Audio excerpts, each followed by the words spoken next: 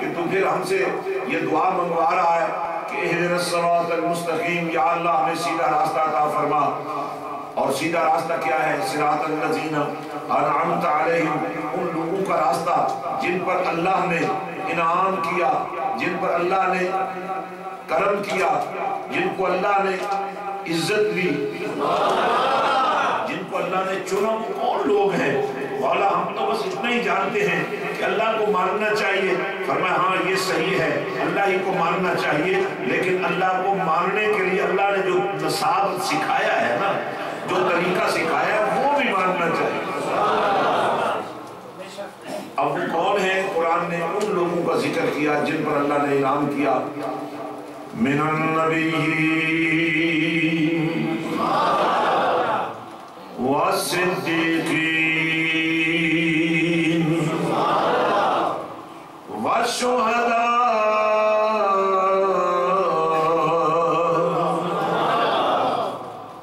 والصالحین۔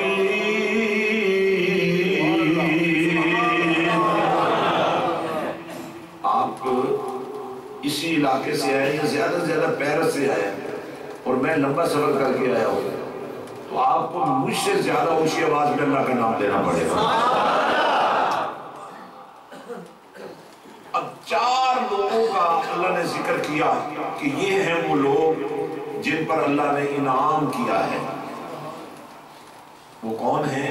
وہ انبیاء ہیں، وہ صدیقین ہیں، وہ شہداء ہیں، اور وہ صالحین۔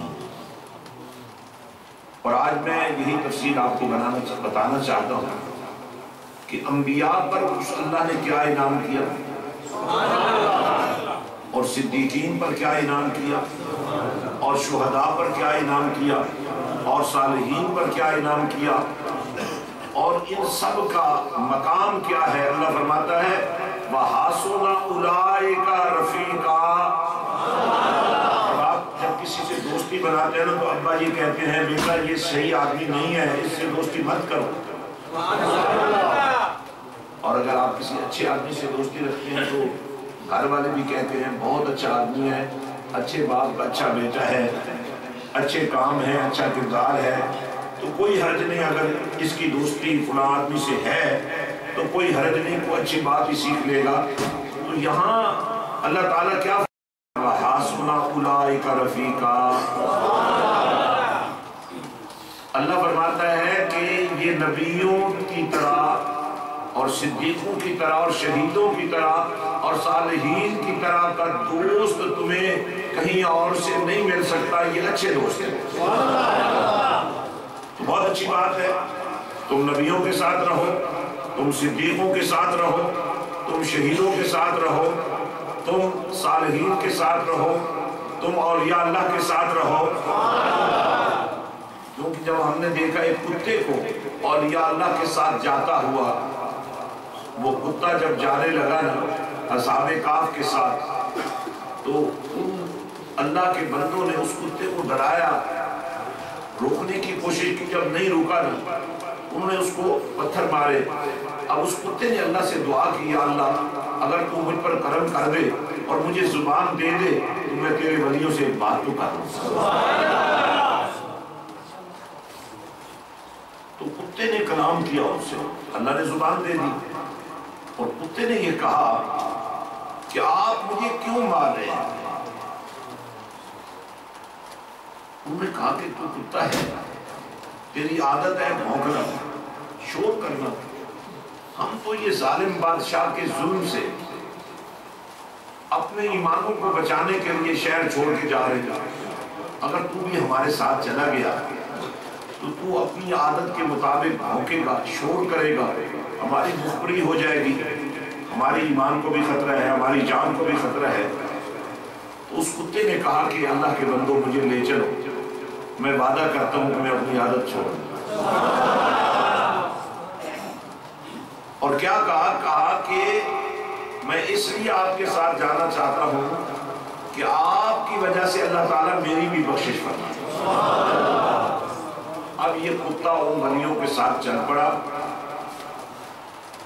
اور جب وہ غار کے اندر جا کر آرام پذیر ہوئے تو یہ کتا غار کے دروازے پر بیٹھ گیا، اور قرآن میں اس کتے کا بیٹھنے کا انداز بھی بیان کیا اور اس کی وفا کا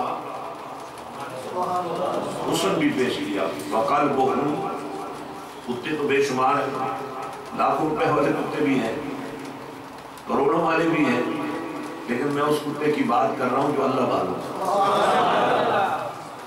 وَقَلْبُهُمْ بَاسِطٌ ذِرَاعَيْهِ بِالْوَسِيلِ، اللہ فرماتا ہے دیکھو ذرا وہ کتا کس شان کے ساتھ بیٹھا ہے، کس ادب کے ساتھ بیٹھا ہے، پاؤں پھیلا کر بیٹھ گیا ہے۔ اور کملی والے آقا صلی اللہ علیہ وسلم نے اس کی تفسیر میں بیان فرمایا کہ قیامت کا دن ہوگا اور اللہ فرمائے گا کہ فرشتوں اس کتے کو جنت میں داخل کر دیں گا۔ تو وہ عرض کریں گے مولا یہ کتا تو نجس ہوتا ہے، اور نجاست کہتے ہیں گندگی کو، اور گندگی بھی ایسی جو پاک نہ ہو سکے۔ تو فرشتے عرض کریں گے مولا یہ تو ایسی نجاست ہے جو پاک ہونے والی نہیں ہے، تو جنت میں تو کتا نہیں جا سکتا۔ تو اللہ فرمائے گا اس کتے کا وجود انسان کے وجود سے بدل دو اور اس کو انسانی وجود دے کر جنت میں داخل کر۔ اس لیے اللہ فرماتا ہے وَحَاسُبْنَا أُولَٰئِكَ رَفِيقًا، یہ بڑے اچھے دوست ہیں، ان کے ساتھ تو کتا لگ جائے تو وہ جنتی ہو جاتا ہے۔ ابھی ایک ہے لگنا، جیسے آپ ہاتھ لگا لیتے ہیں، یہ بھی کم نہیں ہے۔ ایک ہے لگنا جیسے دل لگا لیا جائے۔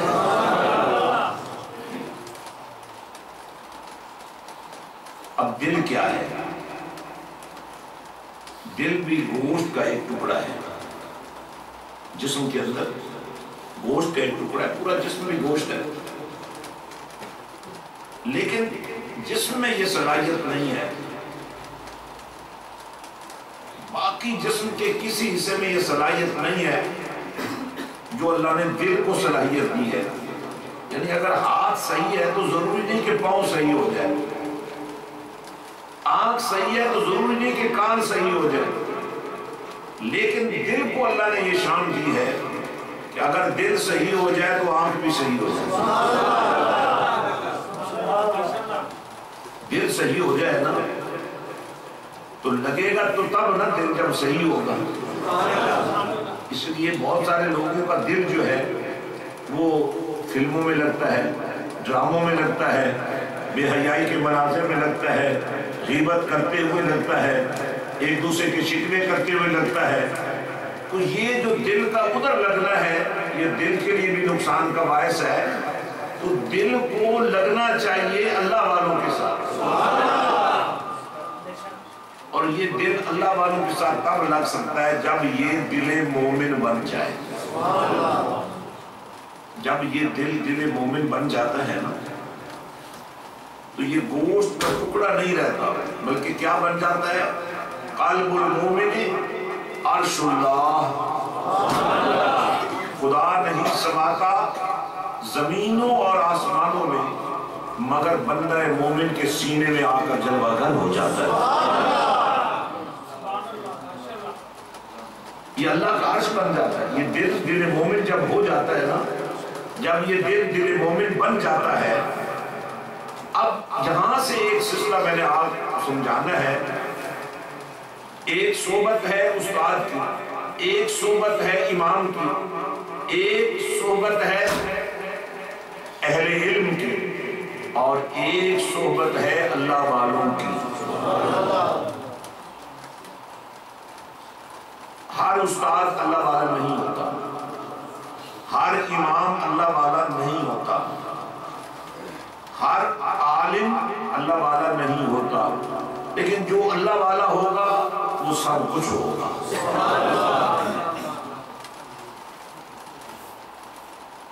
لیکن اگر کوئی اچھا استاد ہے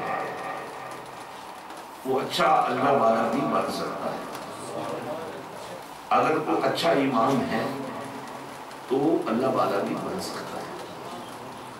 اگر کوئی عالم ہے تو اللہ والا بن سکتا ہے. اب جس کے پاس علم ہی نہیں ہے، جو کسی کو سکھا ہی نہیں سکتا، جو کسی کو پڑھا ہی نہیں سکتا، وہ اللہ والا کیسے ہوگا؟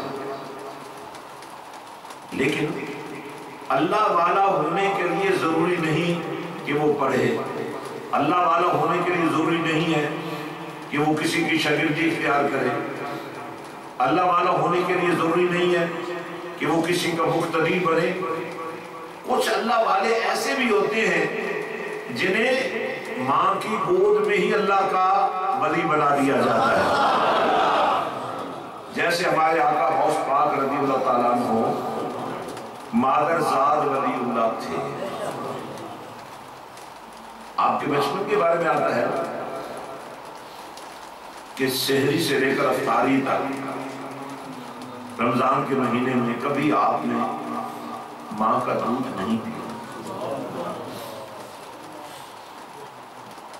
جیسے حضرت سلطان العارفین سلطان باہو قدس سر العزیز مادر زاد ولی اللہ ہیں، آپ کی والدہ مائدہ بی بی راستی رضی اللہ تعالیٰ عنہ ارشاد فرماتی ہیں کہ جس صبح کو میرے بیٹے سلطان باہو میں پیدا ہونا تھا، اس رات میں تہجد کی نماز کے لیے اٹھی تو میرا گھر نور سے بھرا ہوا تھا، اور ایک غیبی آواز مجھ تک پہنچ رہی تھی کہ اللہ کی بندی، اللہ نے تیرا راتوں کا اٹھنا قبول کر لیا ہے، اور آج جو تجھے بیٹا دیا جا رہا ہے اس کا نام بھی تجویز کر دیا گیا ہے، اس کا نام باہو ہوگا. اور آپ کی والدہ مائدہ فرماتی ہیں کہ جب صبح کو میرا بیٹا پیدا ہوا، اس کا نام میں نے باہو رکھا، اور جو دائی آئی وہ چونکہ علاقہ ہندوؤں کا تھا، وہ ہندو تھی، جب اس نے میرے بچے کے چہرے پر دیکھا تو چہرہ دیکھتے ہی کلمہ پڑھ کر مسلمان ہو. بلکہ کیفیت یہ ہو گئی کہ عالم بچپن میں حضرت سلطان العارفین سلطان باہو رحمت اللہ علیہ جس گلی سے گزر جاتے، دیکھنے والا کافر ہوتا تو کلمہ پڑھ کر مسلمان ہو جاتا، فاسق یا فاجر ہوتا تو تائب ہو کر صالحین میں داخل ہوتا.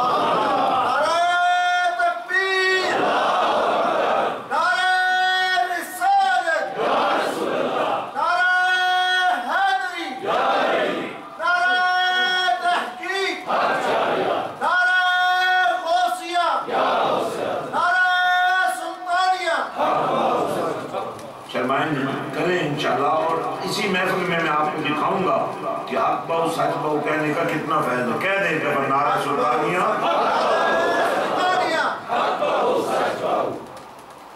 الحمدللہ میں ایک آستانے کا والی ہوں،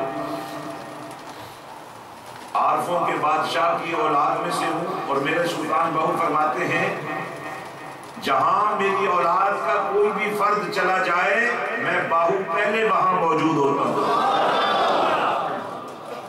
آپ اپنے پاس آنے والے ہر عالم کی عزت کریں، ہر استاد کی عزت کریں، ہر امام کی عزت کریں، ہر پیرخانے کی عزت کریں، لیکن آستانہ باہو سے آنے والی صدا جب آپ تک پہنچے تو یہ نہ سمجھیں کہ یہ سلطان فیاض الحسن آیا ہے، یہ سمجھے کہ سلطان العارفین کی جلوہ گری ہو چکی ہے. اور آج کے بھرے اجتماع میں حضرت سلطان العارفین سلطان باہو کے اس فیضان کو آپ کے سامنے رکھوں گا، کیونکہ 26 اپریل کو آپ کا سالانہ عرس مبارک تھا دربار دربار پر. اگر آپ ویب سائٹس میں جائیں، یوٹیوب میں جائیں، اس کی شان دیکھیں، کس شان سے وہ عرس ہوا ہے. ابھی ایک ہفتے کی بات ہے تو آپ کو اندازہ ہو جائے کہ آپ کے پاس چل چل کر آنے والا آپ سے کچھ لینے کے لیے نہیں آ رہا، بلکہ آپ کو کچھ دینے کے لیے آ رہا. الحمدللہ دنیا سیاست ہو، دنیا علم و عرفان ہو، چیریٹی نیٹ ورک ہو